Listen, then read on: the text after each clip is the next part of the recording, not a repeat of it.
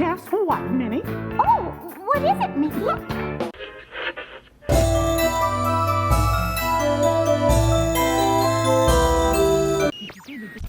Hey everybody, welcome to the Move It, Shake It, Celebrate It Street Party. What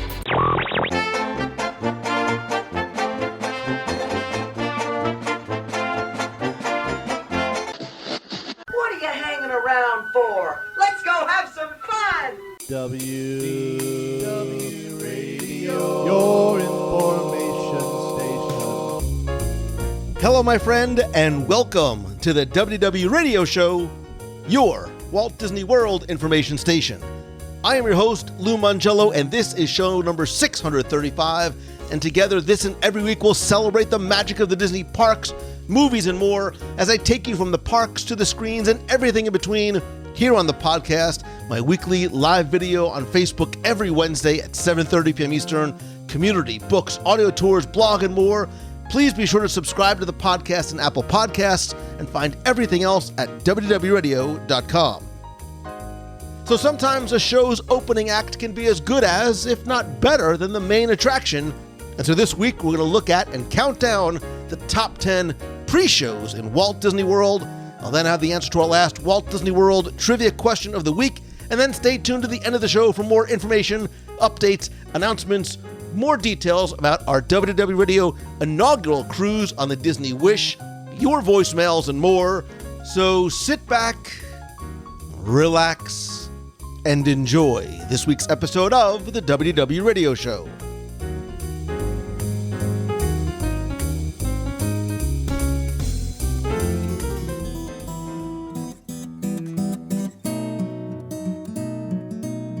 Everything we experience on stage in Walt Disney World really is part of an overall performance.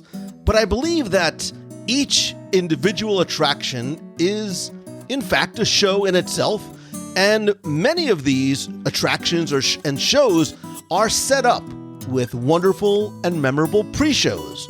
And for many, they are the opening act or the opening scene of the attraction, and some of them rise to remarkable levels. And so this week, we're going to look at the best of the best and why in our top 10 pre-shows in Walt Disney World. And joining me this week is a man who needs no pre-show, no opening act, nor introduction. He is, of course, Mr. Timmy Foster from Celebrations Magazine. Well, I'm not getting an introduction. You just got it. That's it. Yeah. Thanks. Short and sweet, just like. Right. We know. Now listen, but we didn't talk about this ahead of time, and you probably set yourself, Mongello. We've done this already, because back on show 132, which was literally probably 10 plus years ago, we did our top 10 queues in Walt Disney World, which you should go back and listen to. But I think this one is different, right? Because I think the queue is that amalgam of all of everything, right? The overall visuals and the stage setting, as opposed to what we're going to talk about this week, which are the pre-shows. And so I want to ask you, because I have a definition sort of in my mind, what for you, Timmy Foster, constitutes a pre-show? Well, I'll preface my definition with my first one is going to be a go with me here, and I might break my own rule. But that being said, I did think about this. Like, it's not a queue. It's not the stuff you see in the queue. It's not the safety spiel solely. And I waffled on that a couple times. But it's that moment where you're standing there and you're watching something which sets the stage for the attraction. Might be telling you the backstory, getting you in the mood, something like that. So it's a tricky line to walk, but right. And I agree. I think we were in agreement here, because it really is, and for my list, had to almost constitute a smaller show that takes place before the main one. And to your point about the safety spiel, sometimes it is able to address that, but in a humorous or stage setting type of way. And I think that's what these do, is they often set the stage and the mood and the tone, and sometimes even set up characters in the pre-shows, some that make an appearance in the main show, some that only exist in the pre-show, which I think is interesting.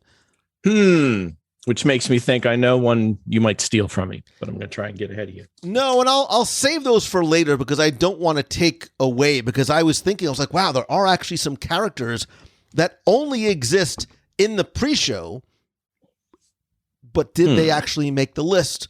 That is something we will see as we go through. So I want to go through our list, and then I'm going to surprise you at the end, Tim, and do something that I don't think we've ever done on a top 10 before. Acted like we know what we're doing? Well, there's that too, but I'm going to, as always, let you, my friend, go first. And this could be sort of your number 10 and count it down to 1, or just wherever you feel that you want to start, or the first one that came to mind. Well, like I mentioned, I'm going to throw in a go with me here one, because I might be breaking my rules. And as I was thinking about this, pre-shows, cues, and safety spiels, it's a matter of semantics. So for this case, I took the attraction proper begins when you board your attraction vehicle. Anything before that, that's pre-show, which puts the Haunted Mansion at number 10 on my list here, because that attraction does not start till you board that Doom buggy. So that being said, the pre-area with the ghost host portrait and the stretching room, in my mind, that's a pre-show. Now, in your mind, does that meet the criteria? Did I break the rules already? You broke the rules by having to qualify this, because I will tell you I'm good. I'm golden then. I will tell you that the Haunted Mansion is number 1 on my list. Not even close. Not even close. Because I think, to your point, I think that the stretching room itself, and yes, especially things that take place outside of the mansion, are more queue than pre-show.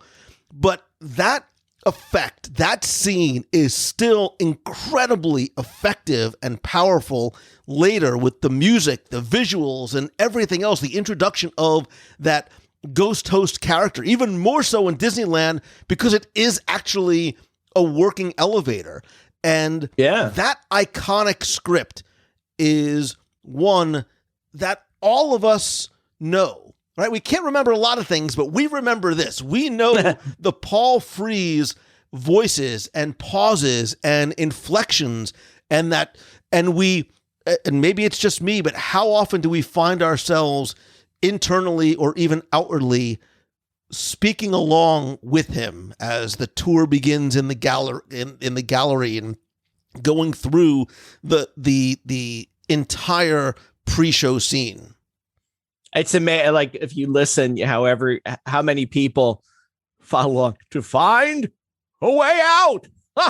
Like, so many people are doing that along with you. It's funny. So, this was, when I say like without question, this was without question my number 1 on my list.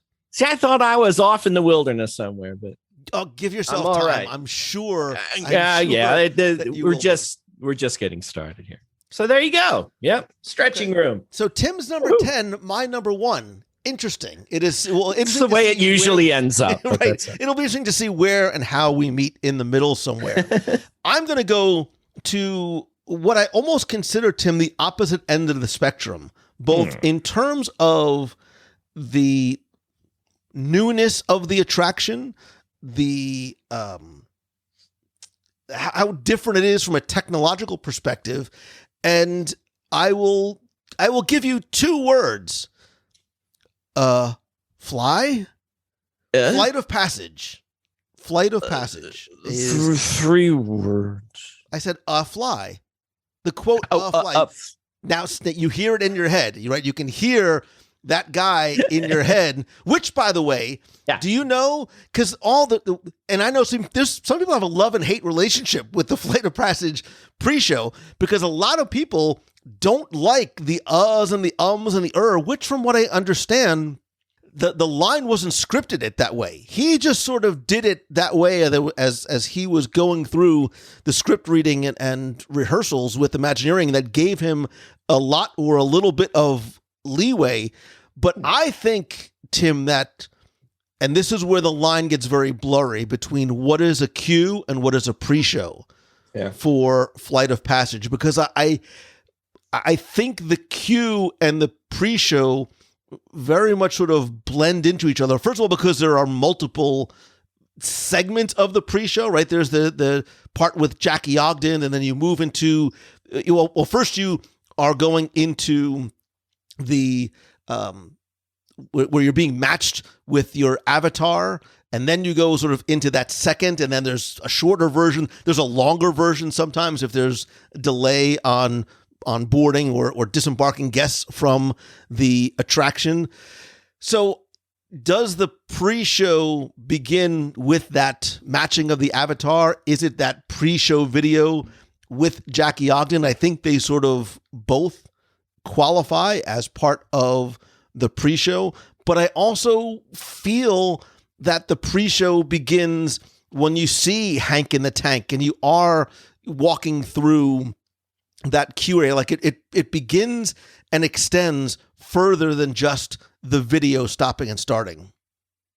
Well, that's the great part about like especially all the new attractions, like how much they do build up the pre-show and the queue and the outside. So it's all one experience. It's not wait an hour, switch back, there you go. The whole thing's an experience. And I love that because no matter where you are, you're in the show. And you're right, the lines get blurred. Am I in the queue? Am I watching the show? What's going on? So yeah, and I love that. Are you a fan of because the pre yeah, sure. So I love Dr. Jackie Ogden, but not everybody sort of digs, because it almost seems like he is either disinterested or maybe he's just he's just such a good character actor that he's performing that he has been like up all night and a little bit sluggish. It sounds good. I'm probably always too nervous about what's coming to really focus anyway. So you know how I get. I know. I'm actually surprised you've ever written it. All right. So what is next on your list? Let's see. Most of mine are actually in the past. All right. I'll stick with one that's still there. Because a lot of mine, I did go back into the Wayback Machine. The one that's still there for me is Enchanted Tales with Belle.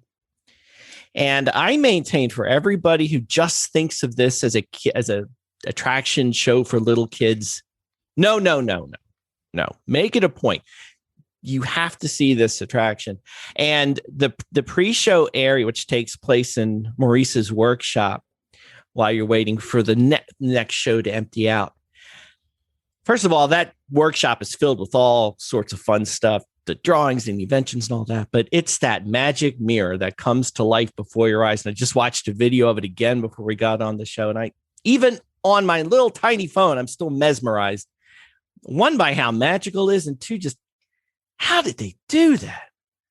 It's so incredible. And it's such an amazing effect, which I didn't expect at all. I confess, first time I saw the show, because I was thinking it's a place to meet Belle and it's cute and all that, but it's pure magic. And if you go to that show for nothing else than to see that magic mirror, that is well worth your time to check out.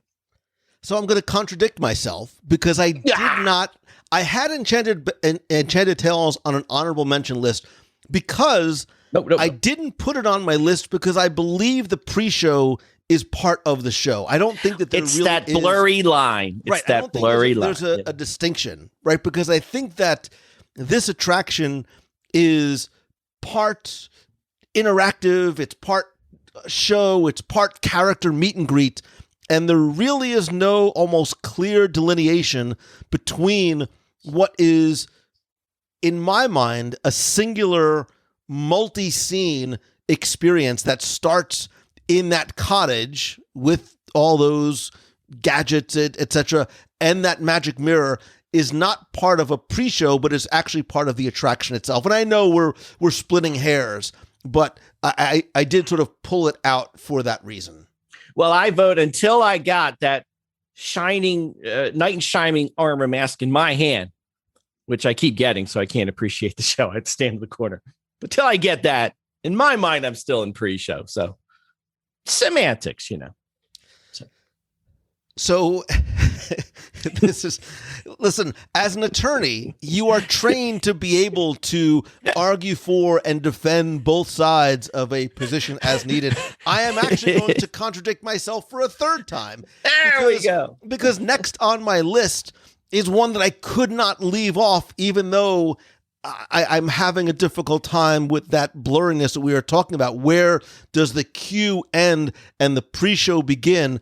But you have to put Rise of the Resistance on there, because I think that there's multiple sort of pre-show elements and phases in this attraction, whether you consider the hologram of Rey, which the first time you see it is a spectacular effect, and it is very much part of the pre-show, to, being in the shuttle with Lieutenant Beck and then coming off onto the Star Destroyer. Like, this is all part of that interactive pre-show. And when those doors open and you step on that Star Destroyer for the first time, it is one of the most awe-inspiring experiences that you will have anywhere in a Disney park worldwide. I believe it is that impactful. That, to me, Tim, is more pre-show than it is queue, because not just because of the place and the space, but because of the cast members. Those first order cast members are interacting with you there. That is a sort of interactive theater that's happening, where completely in character, they are making you feel like you have boarded that Star Destroyer. When you are queuing to go into the detention cell, they are very deep in character and they are interacting with you.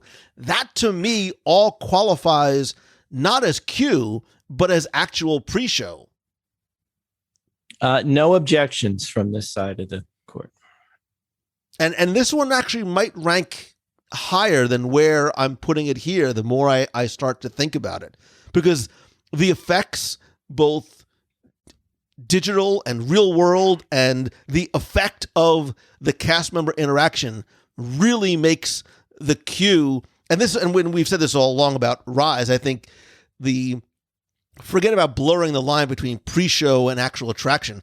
I think the line between the land and the attraction itself is also blurred, because your experience for Rise begins before you even get into the queue, and it continues on. There's no real clear delineation when that attraction is over, that your Star Wars experience is not still going on when you continue out into Black Spire Outpost. So as I'm walking around Black Spire Outpost, you're saying I'm in that Rise of the Resistance story still. I believe so. And I think because the attraction is so good, and there's this wow factor that remains on the palate, as it were, almost when you're done, that it continues on. Whereas other attractions, when you come off, you're clearly out of that place and space. But here, because you are so immersed in the land, I think those lines are very blurry. Well, I'll trust you. Well, I realize I'm talking from the unfortunate position of the next time I see the Rey hologram will be the first time I will see the Rey hologram. I want to be there. I want to be there. I want you to be there with me. Like I was hoping you would say this one, because this is one attraction I have not had the pleasure of experiencing yet, and I cannot wait. So I was all ready last time I was there and thought, got plenty of time. And then, so. Yes, okay. I cannot wait. You need to, I need to hold my hand. You need to hold my hand. I will be there. I'll also be there for your first Ronto roaster too. Okay, what is next on your list? Well, you know what? Let's keep that space theme. And the rest of mine, these are attractions that aren't there anymore. So this is kind of a journey back in the old Wayback Machine. Let's see which one. Well, let's keep with that space theme. For you, I was gonna talk about maybe Stitch's Great Escape, because I know it's your favorite, but I'm going to take it back one more notch and talk about the terrestrial alien encounter, which I always loved that attraction. I know it had its love, it had its hate. The one thing I always loved about that attraction from very early time was this idea of the pre-show and that you got not one, but two pre-shows. If counting the pre-show as anything that came before when you sat down and got buckled into the theater. And that it was because I know the idea was it's keeping, groups flowing through the attraction, which is great. But I always felt like you got at least two shows in one or three shows in one, if you count that first one. And I was watching a video of it again.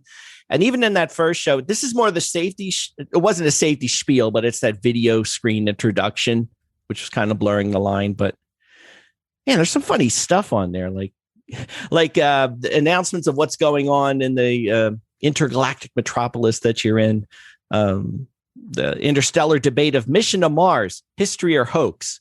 It's a hoax, folks, trust me. But with Professor Tom Morrow, a nod to the former attraction there. But that second pre-show where you saw Skippy and Sir, simulated intelligence robotics, Tim Curry. I mean, that was such a phenomenon. That in itself to me was a show. When I got to I didn't know there was another part coming, and that was cool. But I always remembered it because of all that attention that was put into just those first two rooms, long before we even got to the attraction itself.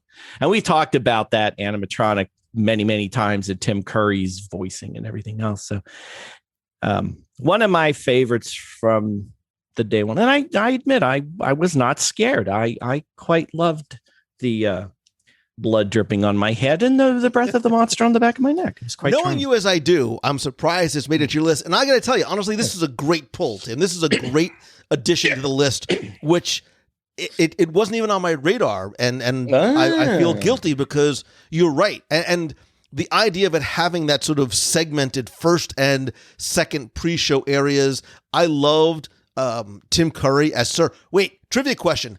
Yeah. Who was the voice of the robot before, and what was his name? How many points do I get if I get this right? 100,000 points. How about stay off Wikipedia? Come on, man. How about Tom 2000, voiced by Phil Hartman? You get nothing. You lose. Good day, sir, because I know you went to Wikipedia or had it open. It's under the heading cast. It says Tyra Banks played the female alien right underneath. It's right above references, and it's right there. I actually, before I read that, though, I did not know that. So I did not ever see that. Tim Curry, listen, Tim Curry will always be my sir in many facets. Yes. But if you go back to show 363, we did a deep dive into the extraterrestrial alien encounter, including its history and the cast and the very intricate, detailed plot line, and we go through it scene by scene and changes and tributes and its ultimate demise. Again, back on show 363, but really, really good pull. I like that one a lot. I will tell you that's a tongue twister because I realized I said it wrong. I think I said terrestrial. It's extraterrestrial. I can never say that word. It did not. Extraterrestrial. It did not roll off the tongue. So I'm trying to think what I want to put next on my list. You know what? I'm going to go here because I want to beat you to the. Well, I guarantee you my next two are not on your list. And I'll give you a cupcake if they are. I'm pretty sure they're not. Okay. So I'm expecting Kitchen Cabaret and Stitch's Supersonic Celebration. Yeah. Listen, you cannot talk about a pre-show in Walt Disney World without mentioning the name Putty, also known as what? Also known as Patrick Warburton, your safety spiel narrator in Soarin'. Kronk. And again, here's one of these characters that exists only in the pre-show, only for the purposes of delivering a safety spiel, which is very short, but very impactful because it has all of those quotes that we all know so well. Like, I think this is one of the... Look, at the end of the day, that's all this is. It is a safety spiel, right? It's a safety narration, but it's one that I think is beloved by guests, due in part because of who's delivering it. Here's a trivia question. Uh-oh. Patrick Warburton was not Imagineering's first choice Uh-oh. who was Got me. John Travolta. Grease Really? is the word. Grease is the word that you heard. So, okay. One of the Imagineers actually tweeted this story on Twitter a while ago, saying that just about 2 months before Disney California Adventure had opened, they still hadn't even shot the pre-show. And they said that John Travolta was interested, but his shooting schedule was making it nearly impossible for them to coordinate. Plus, he had a beard, and they didn't want to do that. So the team at Imagineering who was working on the attraction was invited to a screening of Emperor's New Groove, and they saw Kronk, and they're like, that's our guy. Yeah. Like, that is guy. And in fact, ready for this? The name of the flight attendant initially was going to be Sandy, because it was going to sort of be paying tribute to Sandy, Olivia Newton-John's character, in Grease. Oh. I almost did a that's really funny. bad John Travolta in Grease impression, but I won't for No, a come variety on. of reasons. Come on. No, You I are can't do such a tease. I can't You are do it. such a tease. But yeah, look. Will you give me some cannot- Patrick Warburton at least? I think my John Travolta might be better or worse. I don't know. But you cannot have a pre-show list without mentioning Patrick Warburton and Soren. Or these little beauties? Yeah. That was Come Tim, on. by the way. You can Yeah. send all of your emails. Send all your emails to. Was this on your list? Well, you know what? When you were I asking literally me to just said define you them, can't have a list without this on there. And like, not really. no, honestly, it was like the first thing I thought of, but then I was trying to anticipate the rules you might institute for this top 10. And I could hear you saying before I even started, and when you talk about pre-shows, safety spiels don't count. They don't count. That's not what we're talking about. I heard that in my head. So I regrettably said, well, I don't know. So I left it off. Well, now I'm curious to hear what else is on your list. Let's see. Ellen's Energy Adventure is on my There list. you go. There That's the we Timmy go. I know and love. I was trying to think which one to go next to. And again, I'm counting the pre-show as anything that happens before you get in that ride vehicle. And this counts that. How long was it? Like 5, 7, 10 minutes. 7 minutes. That opening 7 minutes. 7 That minutes. opening theatrical short movie you saw as we're all sitting on the floor, as I'm standing behind the yellow line by the door thinking I'm smarter than everyone else because I know how to get to the front row. Or watching it, but it was hilarious. It set the stage. I'm still trying to figure out to this day what Bill Nye the Science Guy intended to do with aluminum foil, clothespin, and a candle. Like, I'm not sure what the experiment was, but I'm determined to find out. Maybe I'll do a contest. Like in the WWE Come up with Clubhouse. some Right. experiment. You've got to use those 3 things and I'll give a prize for the most unique or creative way to use only those 3 things. I'll go to www.com/clubhouse. I will post that there, and I love it. Valuable That's prize. phenomenal. That's great. And you can't make a tinfoil hat, that was my go-to, but can't do that. But let me ask you, Lou. This was formed from microscopic plants and animals trapped in ocean floor sediments millions of years ago. What is? Come on. Oh, this is my Jeopardy question. Yeah, it's your Jeopardy question. Uh, What is? Michael Richards, Chris Berman. No, now I'm just barking out people who were in the attraction. Fossil fuels. I'm with the fossil fuels. You really pay attention to Stupid Judy and petroleum, which is the answer. But no, it was great. It set the stage, like you mentioned this earlier. Not just set the stage for the attraction, set up the characters, set up the plot, set up the storyline. Great fun. And, So this was also carried on my right through. list. Again, unlike the Soarin', which is a couple of minutes long, this is 7 minutes. Then you have a 45-minute attraction. I mean, you went to Ellen's, you were committed, man. You're in there Yes. for a good hour. Yeah. But Go to the bathroom first. Yeah, but I found that this was one of the most entertaining, like Ellen's Any Adventure. There was no queue, right? The queue was a black room with curtains. So the only thing you had to focus on was the film, as opposed to some of the other things that we're talking about, where there is a queue element. So this had to do a very good job of capturing and keeping your attention. And the idea of, first of all, it was funny. It was very well written. Her personality came through. And I think that when she breaks that fourth wall and realizes that there's an audience there, and for those of you just walking in, you're late. Where have you been? I love you. Feeling like it's almost a Turtle Talk with Crush where she's talking to you. I think that's, for me, that fourth wall breaking was a big part of the reason why I had this on my list as well. Good times. Great times. Einstein was there somewhere, relatively speaking. Ha!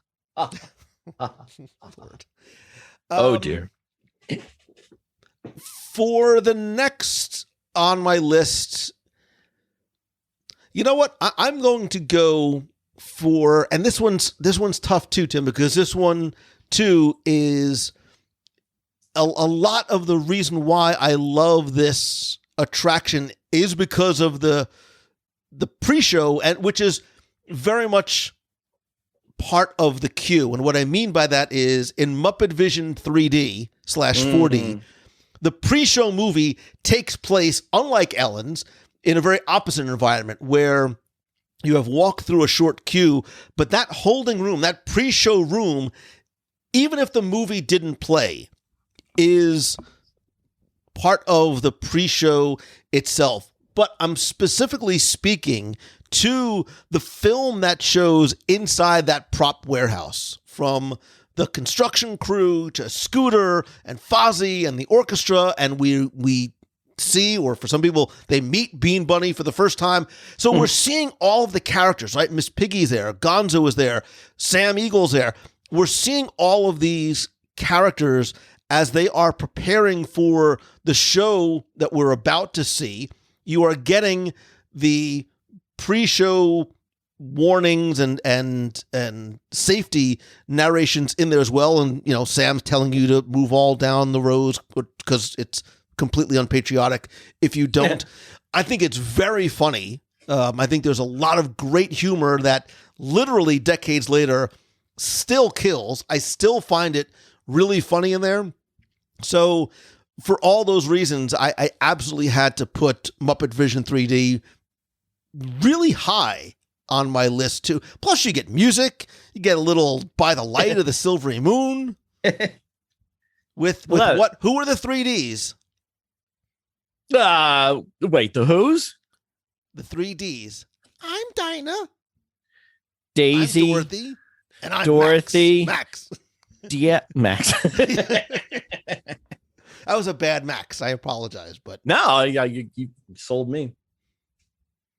You had me at a net full of Jello too. Debbie was sick, so do you? And if you actually pay really close attention, there's great Easter eggs, not just in the queue, but in that film itself. So, yeah, I'll pay attention. So, do I have one left or two left? You I mean, technically, this is number 5, right? Okay. So this would be the last one. This will be your last one, but you know we're pretty fluid in terms of. All right, I have the one as on the list and honorable mentions. And then when you're doing honorable mentions, I'll throw mine in. But so this is very much a not with us anymore, but I really, really miss it. This, and again, this blurs the line. Like, where did the show start and where did the pre-show start? The Living Seas, and specifically the movie. And to me, this follows my rules of that attraction does not start till you board that attraction vehicle. And I actually found the movie online somewhere. You can find it, and I watched it again. It's been so long. But the movie's memorable for all of us who remember it. It rained and it rained, the deluge, you know, all of that, the music, the visuals, the vents of boiling, superheated chemical, which if I learned nothing from the Living Seas, I learned that there's hot vents that things live around. That I remembered. But then how it it told you the story of the seas, but then morphed into you're going to go to see Base Alpha. Here's a computerized 3D wireframe rendering of it under the sea. You go inside, you follow in. There's the hydrolators, which then come to life, as it were, and then you board. And then, movie opens and you board your hydrolators. And I was just reflecting on how, I love Nemo, don't get me wrong, but how much that movie, that whole experience, it was so connected. It was connected so well. Now, if you bypass the movie, that was on you and you messed up. But how they connected the movie to Sea Base Alpha, to the hydrolator experience, to when you finally got to the aquarium floor, you really felt like the aquarium was part of the experience. Like the one lament I have now with Nemo and Friends, as much as I love it, is a lot of people I feel think the aquarium is an afterthought. We saw the attraction, now let's go. It's like, no, there's so much more. But when you had the movie and the hydrolators and all that, it really felt much more unified. And it was very much that Epcot Future World experience of you're going to this pavilion, you're going to be there 20 minutes, half an hour, 45 minutes. You're going to be entertained and you're going to learn something. So I was getting all those feelings back as I was watching that movie again. And even though I'd seen it so many times, I would sit and watch it every time. You hit on something interesting as an Epcot nostalgic and a Walt Disney World nostalgic. For so many years, especially in places like Epcot, we just talked about Ellen's being a great example. When you went to a pavilion, there might not have been a lot of them, but you spent a lot of time there. There was so much to do in there, from attraction pre-shows to the post-shows. These again, blurring the line between what is the post-show area of the Living Seas versus what is just part of the pavilion proper. I think like Rise of the Resistance, almost, the pre-show flows into the attraction, which flows, no pun intended, but awesome pun anyway, which flows into, thank you, which flows into not just that aquarium, but those interactive exhibits. And you remember they used to have the scuba divers that would come up and down the tank in the middle for many years. So that too, I think, was a great addition. I sort of feel like I have two left because we had some duplicates, but that's okay because I'll throw in a couple of quick honorable mentions. And there's one, there's a few that I want to add on here. And no matter which I pick of the two, and then the sentimental one, just for the that I want to add on here too, whichever I pick out of these two, people go, why is this other one not on this list? But in terms of attraction pre-shows that need to be on this list, there is no way Tower of Terror is not on it. It has to, because I think Tower of Terror, and it ranks very, very high on my list, has one of the best, as a pre-show, I think almost by definition supposed to, has one of the best setups for an attraction, the backstory, the Easter eggs. It's incredibly quotable.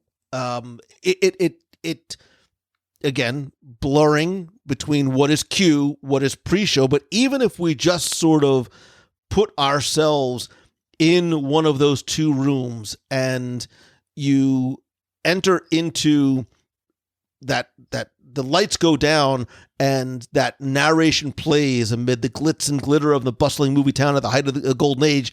This is one of the others too that we know a lot of those quotes. If you were a Twilight Zone fan, as I am, there are amazing Easter eggs in there, but you almost need to experience the pre-show in order to appreciate everything that you see after, because it absolutely does set that stage for everything that has to happen once those library doors open.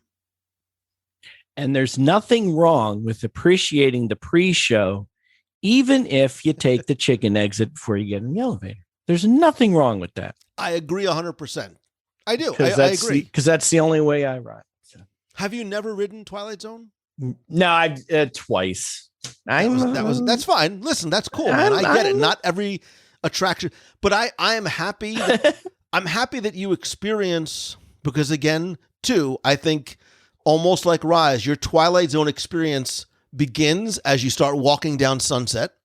And I think it ends continuing as you walk down out past Sunset, because it is that the tower is not just so ominous and foreboding, but it really does sort of, I'm using hand gestures so if you can see me, sort of bleed out onto the streets of on Sunset. Yeah, it's such a total, and there's a shame, and I've talked many times, they should have a green team version of it, but that would be cool though, because I really want to experience that pre-show and all the effects and all that, but there is a height requirement, so it's a problem for some of us. But hey, I'm standing right here. But now, like so many of the new, especially the newer attractions, just so incredibly themed, not just the attraction, but the pre-show and all that. It's such a shame not to go on it even if you can't handle it, but there's so much you miss. So, and even just some of the subtleties in the script itself, right? Inviting you, if you dare to step forward, because in tonight's episode, you are the star. Like the fact that is placing you in that starring role, I think is brilliant in terms of crafting the narrative itself. I love it. So I think that qualifies as 10, which we never normally keep a list of 10, but there's a couple that we have to what are the odds of you stopping at 10? 0, obviously. There you go. Here's a couple, a few others, instead we'll call honorable mentions, for your consideration. And I had a really tough time because I actually, as I was just sort of brain dumping my list, this actually went very high. Like it came out of my mind pretty high. And I'm talking about Mickey and Minnie's Runaway Railway. And I put it there not so much for the pre-show movie itself, but literally breaking the fourth wall as that train comes in and the explosion happens and causes, which is a spectacular effect, causes that large hole to appear in the movie screen, which you get to walk through. The first time you see that, you cannot help but be wide-eyed and agape and have a smile on your face. But that effect alone couldn't allow me to put it on the list, which is why I sort of opted to keep it off. Well, I'll be wide-eyed the first time I see it. So, and I'm not. I don't watch videos, but don't spoil it. Sorry, too late. No spoilers. Hey. This is the Lou Mongello sentimental one, but I really do feel this way. Yeah. And if we're talking about a pre-show and our definition of a pre-show, and the fact that a place like Magic Kingdom you can visit without stepping into a queue or viewing a pre-show because the park is an attraction in itself, I think that the Dapper Dans, the characters, the citizens of Main Street, that opening number on Main Street is the pre-show for all of the adventures in Magic Kingdom you will have on that day. And for some people, if it's the first park, it's an appropriate pre-show for your entire trip. And I know it's, I'm sort of waxing poetic, but it's true. I feel that way. And it very much goes to the importance of a pre-show like that and what the cast members do to help set the stage and set the tone. That's beautiful. Thank you. Very quick honorable mentions. Very, very quick honorable mentions. I have four honorable mentions. Is Hondo Anaka and the pre-show of Smuggler's Run on that list? Nope. Is Dr. Seeker and Dr. Marsh from Dinosaur on that list? Absolutely.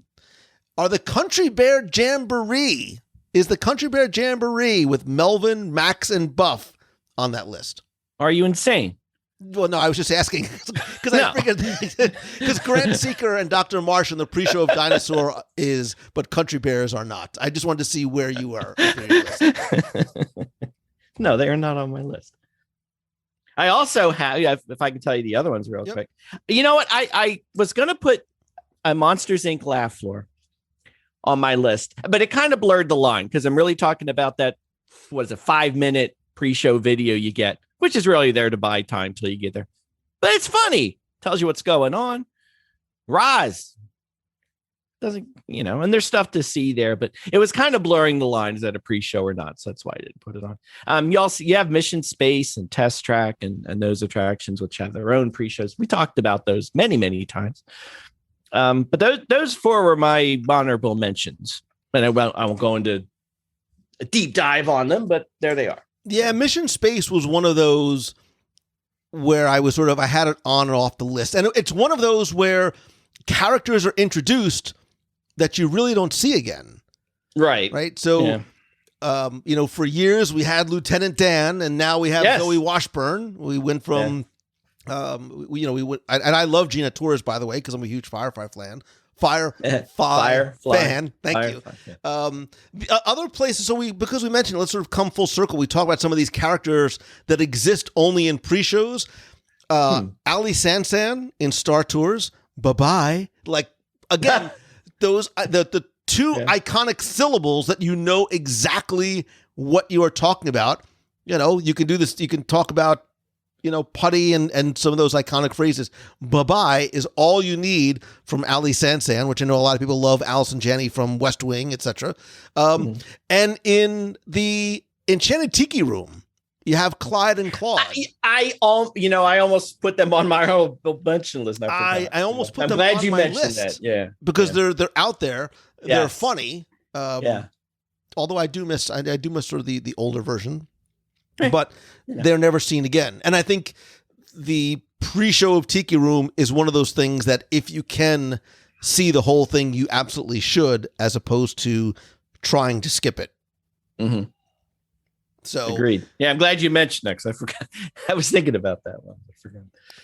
So that is our entire list, and we when we do these lists, Tim, we're sort of all over the place in it. But if we actually had to put this, if we actually had to create a top 10 list and go through it and really rank these in terms of where we think they should be. Oh dear. Right? And because we're not together, it's a little bit more difficult, but I tried to sort of figure out. So for me, so we can even just do like our top 3. Like for me, I had Haunted Mansion as my first while you mentioned it first. Yeah. What do you think your countdown for me, 3, 2, 1, what your top 3 out of your top 10, out of this top 10 list would be? Oh gosh. I'm going to tell you, I'm a little handicapped because I'm thinking I would put Flight of Passage and Rise of the Resistance, but like I haven't been on Rise of the Resistance yet, or Runaway Railway, so I can't put those on with good conscience. So I'm going to go Haunted Mansion. Am I going 1, 2, 3 or 3, 2, 1? Go countdown. Here? 3, 2, 1. 3, 2, 1. I'm going to go. Gosh. Living Seas, Ellen, and then Haunted Mansion. Living Seas is 3, right? You said Ellen's is 2, and Haunted Mansion is 1? I'll go with Haunted Mansion since it counts. Then absolutely Haunted Mansion is 1. I you know what? Ellen's is very high on my list. Ellen's was very high because I actually sat down and I was like, all right, let me sort of put these in some sort of a list. Counting down, I had Alien Encounter, Runaway, Flight of Passage for me was between 8 and 7 because I also had the Dapper Dans and Citizens there, Muppet Vision, Sewer, and Ellen's. And then my top 3 was Rise, Tower, and Haunted Mansion. Yeah. Haunted Mansion wins. I think Haunted Mansion wins. Mansion wins. But wait, do you, our friend who's at this table having this conversation and snacking with us, does Haunted Mansion win for you? What is your number 1 or your top 3 and why? I'm going to put this question in the WDW Radio Clubhouse. It is our group on Facebook at www.radio.com/clubhouse. I invite you to weigh in there. Better yet, if you want to be heard on the air, share your thoughts and your list or just your number 1. You can call the voicemail and I'll play it on the air at 407-900-9391. There are no wrong answers here. And if there's ones that we missed, by all means, feel free to pick up the phone, dial your little heart out, and yell at me or Tim and tell us what we missed and what should be on the list and why. And then, only once you do any of or all of those things, then you got to go to Celebrations Press and check out Little Timmy Foster and all the goodness that is Celebrations Magazine. See, you say this all the time. I feel like if you want to go to Celebrations Press first before you get down with the voicemail, I think that's fine. Go ahead. It's more like a guideline. It's a suggestion. These are guidelines. Harder to work on the fall issue. No, but new books are coming out. New pins are coming out. Keep your eyes open. There's lots of fun stuff coming. What they should do is they should go to Celebrations Press and check out all the fun stuff that you've got going on. They should. See, that's why you're here, Lucas. And you know what, Tim? If you listener, my friend, if you have a suggestion for a top 10 that you'd like us to cover on an upcoming show, you can also let me know in the clubhouse, or better yet, email me, lou@wdwradio.com, because I promise you we have many more top 10s to come. Tim, my friend, I love you, brother. These are always so very much fun to do, and I appreciate you being here. I do. I want to put in my vote. I want to hear top 10 Lou Mongello impressions and song snippets. Top 10 things that will never happen on the show. That'll never happen on the show. You don't try it on, brother. You don't want to hear me sing.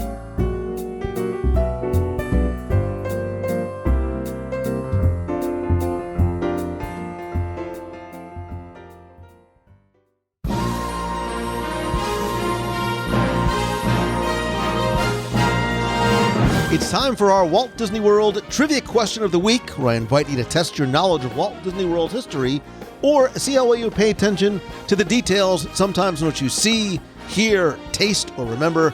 If you think you know the answer, you can enter via our online form for a chance to win a Disney Prize package. This week's trivia contest is brought to you by Fun.com, which has the best selection of Disney, Marvel, and Star Wars gifts, clothing, toys, collectibles for you, your home, your office, your friends, your family. Great prices, amazing selection, super fast delivery. And if you want to save 15% off your first order, just go to wdwradio.com/fun and sign up for their free newsletter. Now, before we get to this week's question, we're going to go back, review last week's, and select our winner. So last week, I asked you to tell me where in Walt Disney World can you find Cutthroat Corner. And first, thanks to all of you who entered, got this one correct, or got creative. This one was a little bit tricky. I think Cutthroat Corner threw a lot of people off, but the correct answer is actually the Liberty Square Riverboat. Now, the word cutthroat probably threw you off because you were thinking about Pirates of the Caribbean, as opposed to the pirates that your narrator, Sam Clemens, talks to you about at Cutthroat Corner, which is the most likely place to find river pirates. I took all the correct entries, randomly selected one, and this week you are playing for a brand new WDW Radio pin and keychain, which you can only get by winning the trivia contest here on the show. And last week's winner, randomly selected, is Jason Elkins from Tennessee. Jason, congratulations. I will get your prize package out to you right away. If you played last week and didn't win, that's okay, because here's your next chance to enter in this week's Walt Disney World Trivia Challenge. So this week, I want you to simply name an attraction that has appeared in both Epcot and Magic Kingdom. I'm talking about the same attraction that appeared at different times in both parks in Walt Disney World. You have until Sunday, May 30th at 11:59 p.m. Eastern to go to WDWRadio.com, click on this week's podcast, use the online form there. Again, this week you're going to play for the brand new WDW Radio pin and keychain, and I'm going to throw an extra bonus surprise prize in there as well. So good luck and have fun.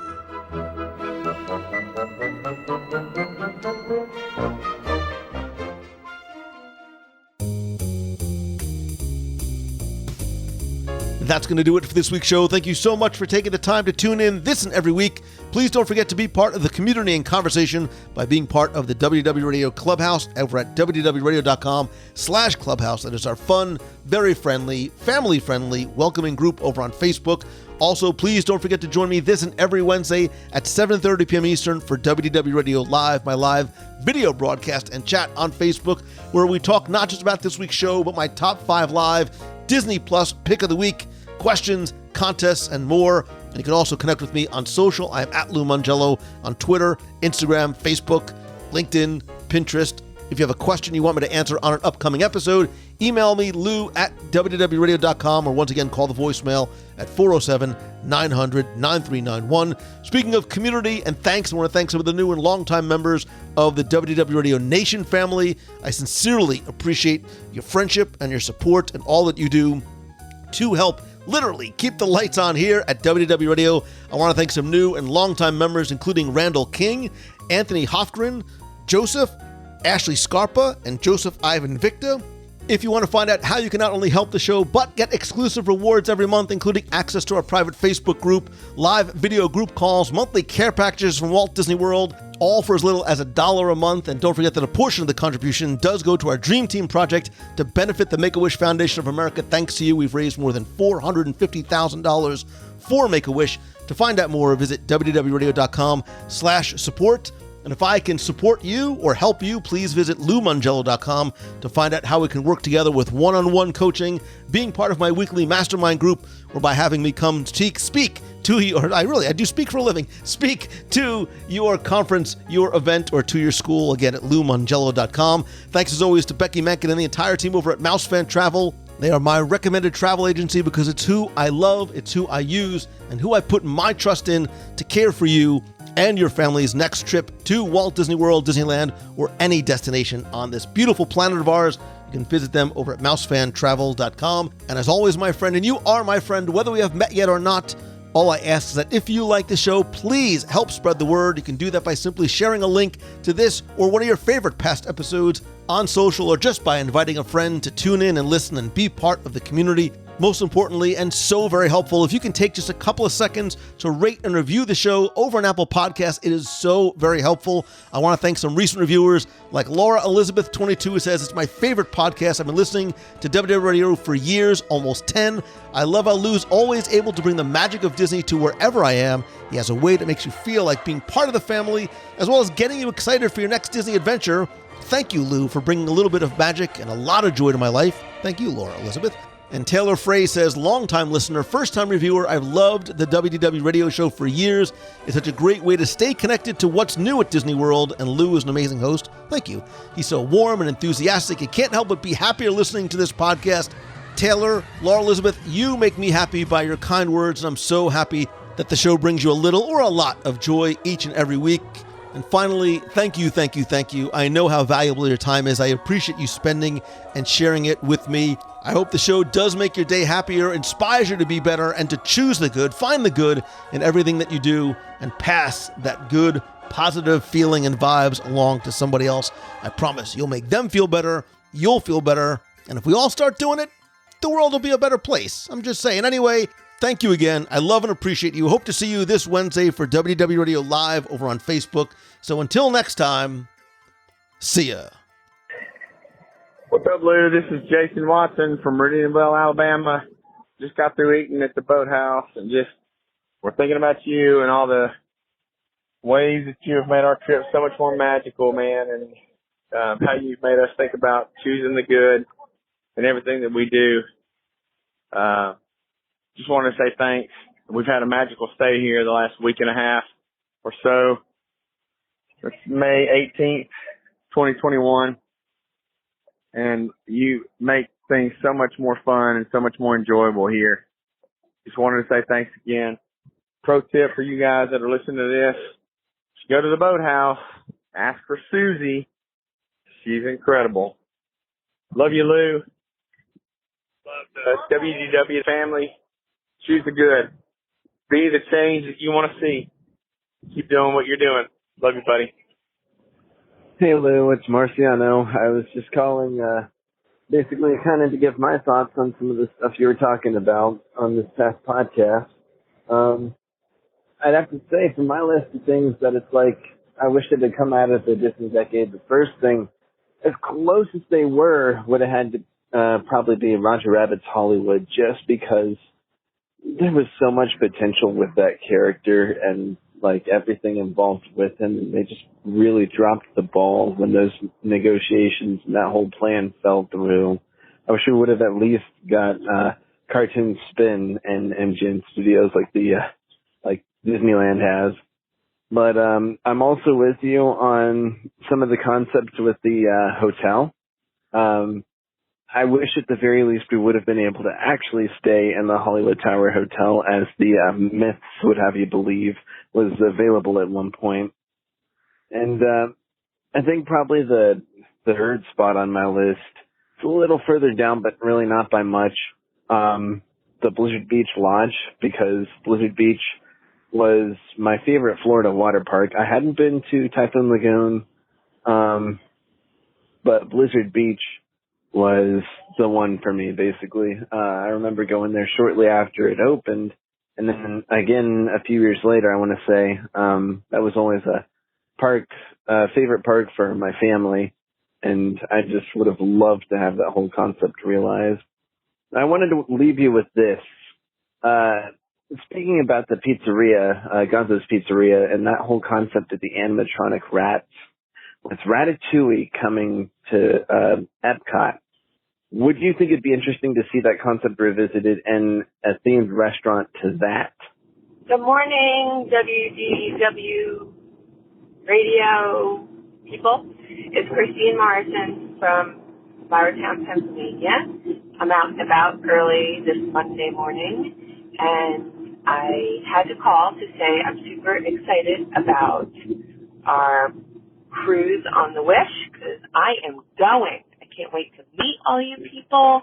I'm bringing my kids with me and potentially a whole bunch of my relatives. So there'll be somewhere between 4 and 18 of us, depending upon who can go. So I'm really excited. It'll be my first cruise ever. I've never, ever been on one. And we were supposed to go last year, and, COVID ruined that. But anyway, I'm really excited about it and looking forward to it. If anybody else can go, you should try to do it. You only live once. And I feel like there was something else I wanted to say, and I can't remember.